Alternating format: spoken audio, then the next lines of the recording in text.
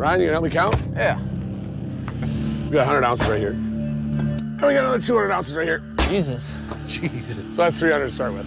And then we've got whatever's in this guy. Rick Ness had one season left before everything slipped away. One worn-out loader that could die at any moment. One desperate trip to Parker's claim, hoping there was a spare machine sitting in a corner that could keep his operation alive just a little longer. The bank account was thin, the pressure was heavy, and one bad season could erase more than a decade of work in the Yukon.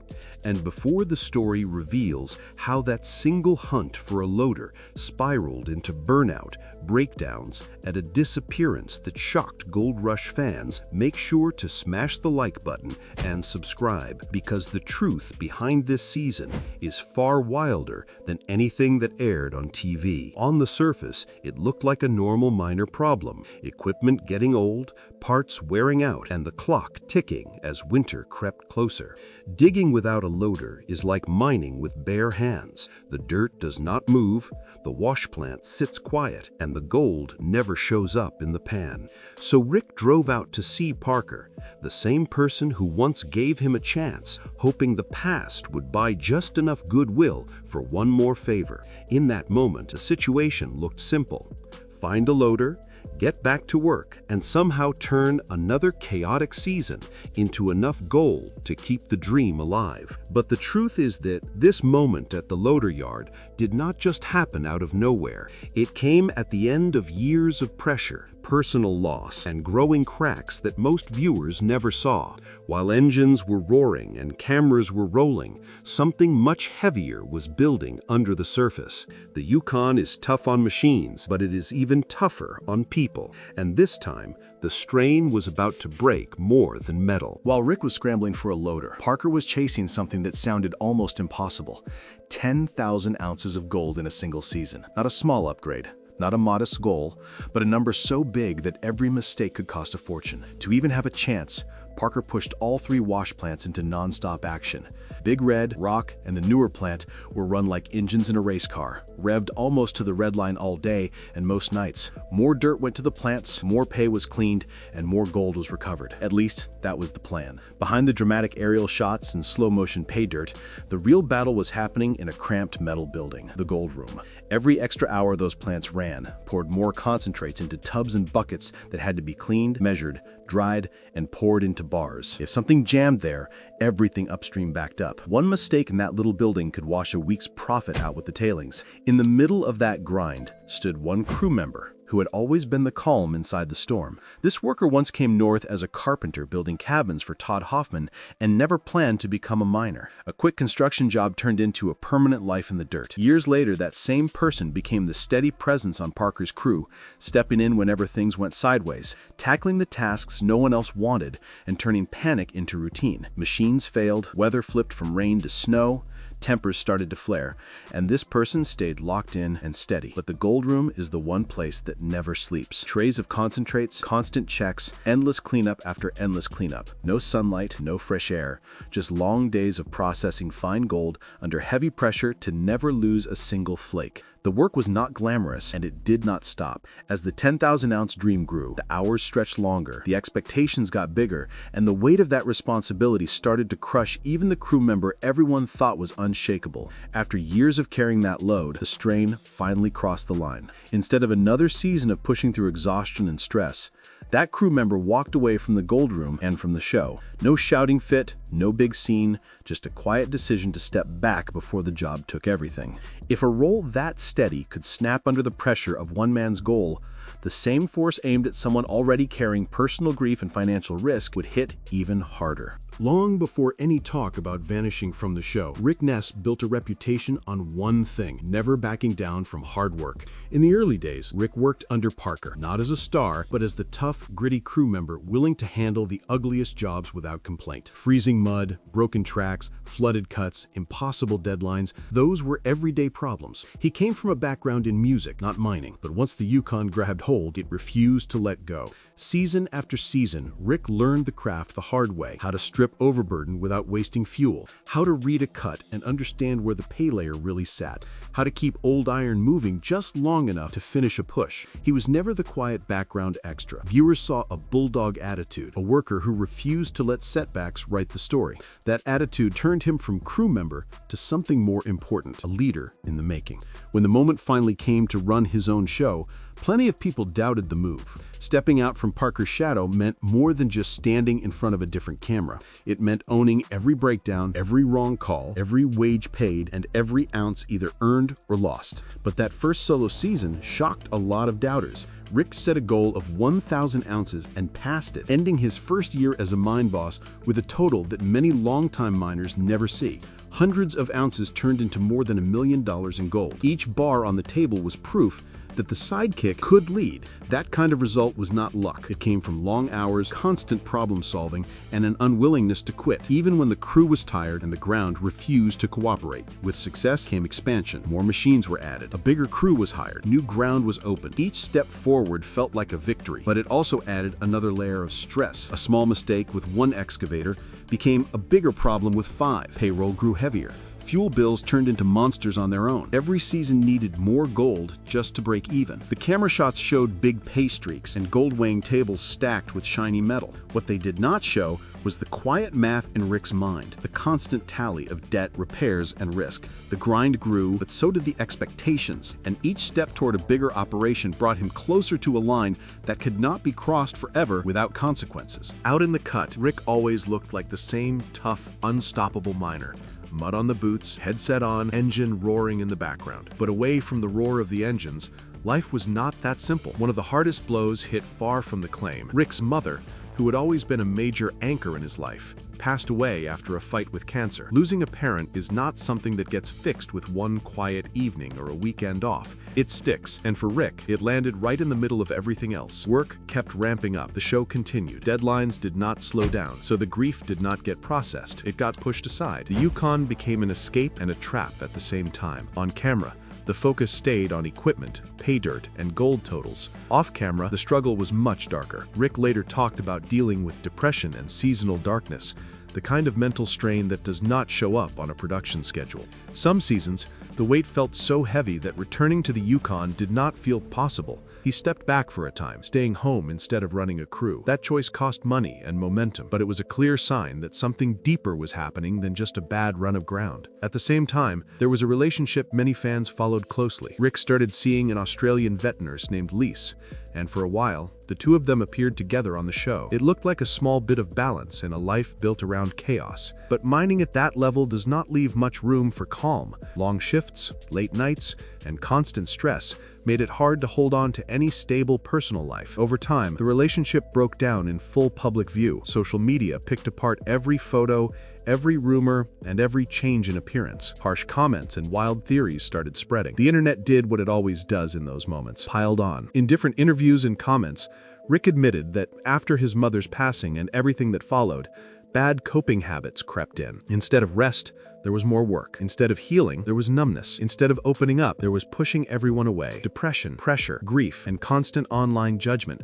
all stacked on top of the physical exhaustion of mining. From the outside, it still looked like the same hard-driving miner trying to force one more big season. From the inside, each push forward cost more than the season before. Eventually, the mental and emotional tab grew larger than any goal total could pay off. After stepping away and facing some of the lowest points in that journey, Rick made a decision that showed just how all-in he still was on mining. Instead of walking away for good, there was another attempt at a comeback. To pay for it, something deeply personal was put on the line. The house that had belonged to his mother, the same place he could barely bring himself to visit after her passing, was sold to fund a fresh start. That building held memories, history, and ties to a life before mining. Turning it into capital for a new season was not just a financial choice, it was an emotional gamble. The sale turned bricks and family memories into machines, fuel, camp costs, and wages. In simple terms, if the new push failed, it was not just another bad year, it was the loss of a family home with nothing to show in return. With that money, Rick rebuilt from almost nothing. The new crew was smaller and more focused. Z, a longtime friend and mechanic, became more than just someone who turned wrenches. Z served as a second backbone for the operation, helping hold the whole mess together when things were on the verge of falling apart. The equipment lineup was far from perfect, but it was enough to get back into the dirt. The comeback season that followed was not easy. Ground did not magically become richer just because more was at stake. Every breakdown hit harder because every repair bill felt like it was coming straight out of those precious funds from the house. But by pushing through, Rick proved something important. The fight was still there. Even after depression, public criticism, grief, and stepping away from the show, there was still enough fire left to return to the Yukon and try again. That return set up season 15 as something far more intense than just another year on TV. The operation now carried the weight of the past, the risk of the current season, and the shadow of everything that had already been lost. When work started on the new ground, the cameras showed excitement, big plans, and another shot at a large payout.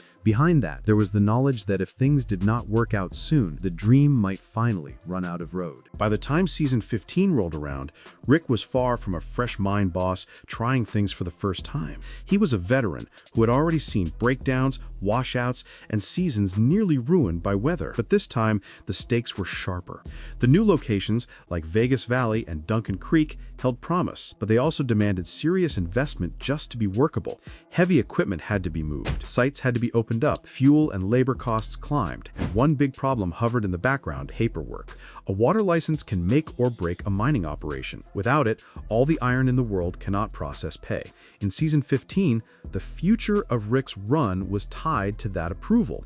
While machines dug and rock trucks rolled, a quiet deadline ticked away on the other side of the Yukon bureaucracy. Out in the field, the season felt like running uphill through mud. Machines broke more often. The ground did not cooperate. Days of work could be wiped out by a pump failure, a blown hose, or an unexpected weather hit. The crew began to look less like a group chasing a dream and more like fighters trying to hold a damaged ship together long enough to reach safe harbor. Rick himself did not look like the energetic, wild-hearted boss from earlier years. The strain showed on his face and in his posture. The fire was still there, but it flickered instead of roaring. Targets that once felt bold now seemed almost unreal. Numbers like 10,000 ounces stopped sounding like goals and started sounding like fairy tales. Fans watching could sense the difference. The usual rhythm of slow progress turning into a big finish was missing. Instead, there was a constant feeling that the operation was one mistake away from falling apart. Behind the scenes, things were even messier. There were hints of serious behind-the-scenes tension. Equipment troubles and ground issues were only part of the story. Whenever a crew is under this much pressure, small disagreements can turn into big conflicts. Some people close to the action hinted that the atmosphere became toxic at times, that morale was collapsing, and that old loyalties were under strain. The exact details never came out fully. The show focused on the visible parts: broken iron, tough ground, and risky pushes. But those visible problems were built on top of emotional and mental strain that had been growing for years. By the time the season neared its end, it was clear that something had to give. No one can run at full speed forever against a wall of bad luck, heavy debt, and unresolved grief. When fans looked for a big goodbye, it never came. There was no dramatic last stand on camera, no long speech, no sunset shot of Rick riding out of the Yukon waving at the crew. Instead, the end of season 15 arrived with a strange emptiness. One moment, Rick was there, grinding through another long day in tough conditions. Then suddenly, he was gone, and other people on screen were talking about the fact that he had simply taken off. Calls went out, messages were left, replies were not coming back. The man who had fought through floods, busted equipment, and brutal winters suddenly was not answering, and nobody could say exactly when the switch flipped. For viewers at home, it felt like someone ripped out a key piece of the show without warning. The rough-edged, determined miner who had turned from background crew to fan favorite was just missing.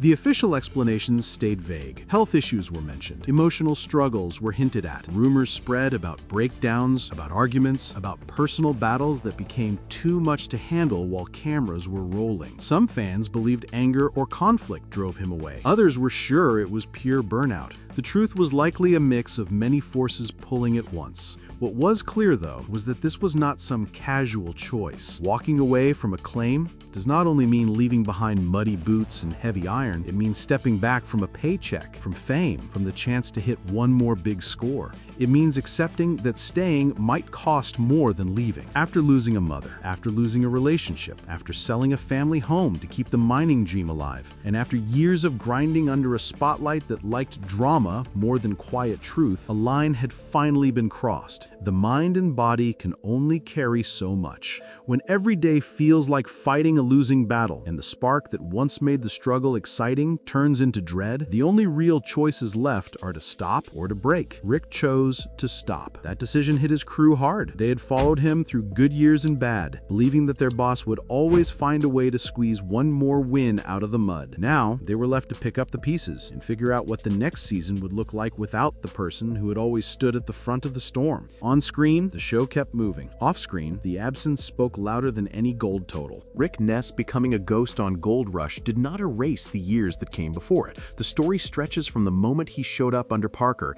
as the tough new guy willing to do anything, to the first season where he ran his own crew and shocked everyone with how much gold he pulled, to the hard years where grief and pressure pushed him into dark places, and finally to that season where walking off the claim became the only move left. A lot of mining stories focus on big gold totals and epic cleanups. This one shines a light on something different. It shows what happens when human limits meet a job that never stops asking for more. The Yukon rewarded Rick's grind with real success. There were seasons with thousands of ounces pulled from the ground. Some years, a single team brought in over 3,600 ounces, worth millions of dollars. Another push saw a 7,000-ounce target beaten with more than 7,400 ounces, turning into close to $9 million in gold. Top crews ended seasons with totals worth over $10 million. Those numbers sound unbelievable, and they made great television. But behind each record-breaking moment were people who slept too little, worried too much, and carried stresses that never made it into the final cut of an episode. Rick's journey shows the hidden cost of that grind. Fans remember him pushing through broken pumps, failing cuts, and crew drama. Remember him vowing to turn things around when everything seemed lost. Remember him proving that a so-called sidekick could run a mine that matched some of the big names ounce for ounce. But the same determination that made him a fan favorite also made it hard to admit when enough was enough. Stepping away from the claim after all of that is not an easy move. It is not glamorous. There is no instant reward. It is just quiet, uncertain space where a miner has to ask tough questions. How much more can the mind handle? How many more seasons can the body take? How many more parts of personal life can be sacrificed for one more cleanup shot? For many viewers, the show felt different without Rick. His rough style, sharp humor, and raw energy added something that clean narration and polished edits could not replace. The absence reminded everyone that the people in these shows are not just characters. They are real workers with real limits. As for what comes next, this story does not feel finished. That kind of fire, the kind that drove Rick from backup musician to Yukon mine boss, does not simply vanish overnight. Time away from the claim can hurt, but it can also heal. It can clear the head and show that gold in the pan is not the only measure of success. Maybe there is another season in the Yukon ahead. Maybe the next chapter is a smaller operation, run on healthier terms, or a different path entirely. Whatever the future holds, one thing is already set. Rick Ness left a mark on Gold Rush that will not fade. The wins, the losses, the heartbreak, and the hustle all built a story that still gets talked about long after the last cleanup bar of that season cooled. The disappearance from the screen was not just an ending, it was a warning and a lesson wrapped in one miner's journey. No amount of gold is worth a life driven past breaking. For anyone who wants more real stories from the mines, the Yukon, and the people who risk everything in the dirt, subscribing to Gold Era 2.0 keeps those stories alive and makes sure new chapters are not missed when they finally hit the screen.